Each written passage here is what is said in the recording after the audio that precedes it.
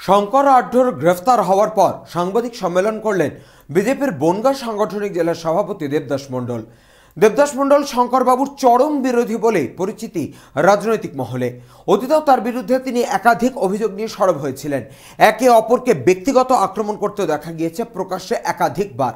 দেবদাসবাবু এদিন বলেন, বনগাঁ মহকুমা জুড়ে শঙ্কর আঢ্যর প্রায় 200 কোটি টাকার সম্পত্তি রয়েছে, একাধিক বাড়ি দখল রয়েছে, বহু বেনামি সম্পত্তি, কয়েকটি সোনার দোকান, হুন্ডির টাকার ব্যবসা। জ্যোতিপ্রিয় মল্লিকের ছত্রছায়াতে কোটি কোটি টাকা ইনকাম করেছেন। জ্যোতিপ্রিয় মল্লিক ও ফিরহাদ হাকিমের হাত মাথায় ছিল, তাই শঙ্করের এত প্রতিপত্তি। শঙ্করের কলকাতায় বাড়ি রয়েছে, দুবাইতে ব্যবসা রয়েছে, সম্পূর্ণ ব্যবসা 2 নম্বর টাকায়।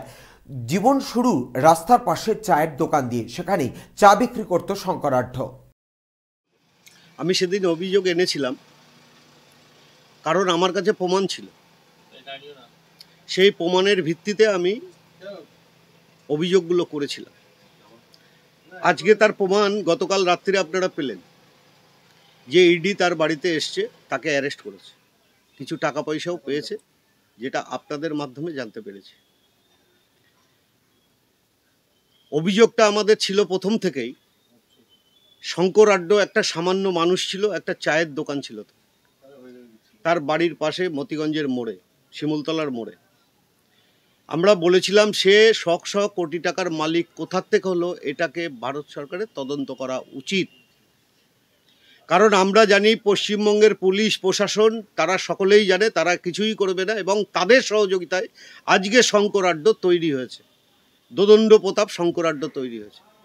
একাধিক জায়গায় তার সম্পত্তি আছে।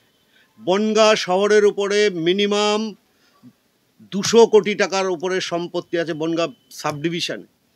বাটার মোড়ে যান, 2টো সোনার দোকান, ওখানে কফি শপ আছে। কসমো বাজার যে বড় বিল্ডিংটা, সেটা তার আছে।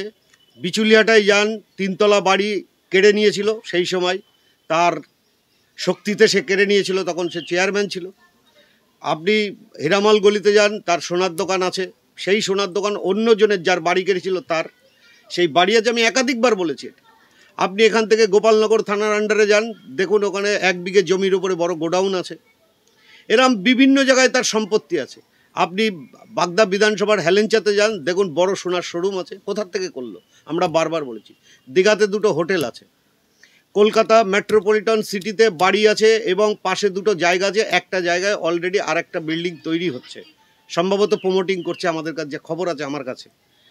আপনারা যান ছয়গড়িয়া পঞ্চায়েতের সামনে রেখে তৃণমূলের তো এখন লাইসেন্স মমতা ব্যানার্জির, হুন্ডির ব্যবসা করে, গোল্ডের ব্যবসা করে, গরুর ব্যবসার টাকা এসছে বাংলাদেশে, সমস্ত টাকা সে ভাঙাতো।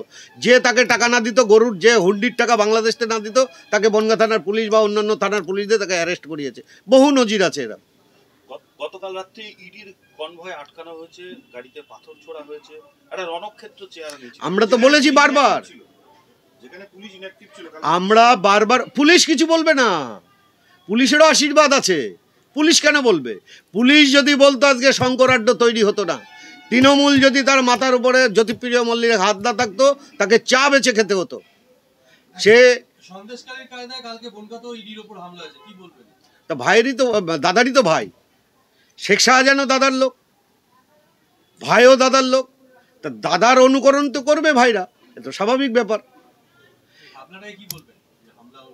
আরে ও দোদণ্ড প্রতাপ নেতা, দোদণ্ড প্রতাপ একনায়কতন্ত্র অভিযান চালিয়েছে বনগাঁ শহরে। মানুষের কথা বলার কোনো অধিকার ছিল না। মানুষ স্বামী স্ত্রী কথা বললেও ঘরের দরজা দিয়ে বলতো। মন্দিরে গিয়ে যদি ঠাকুরে ডাকতো, পেছনে 4 বার তাকাতো ডাকুর কোনো লোক শুনছে কিনা। এরমও দিন গেছে বনগাঁতে, আপনারা জানেন, বহুবার খবর করেছেন। বনগাঁ থেকে শান্তনু বিশ্বাসের রিপোর্ট, চ্যানেল 24/7।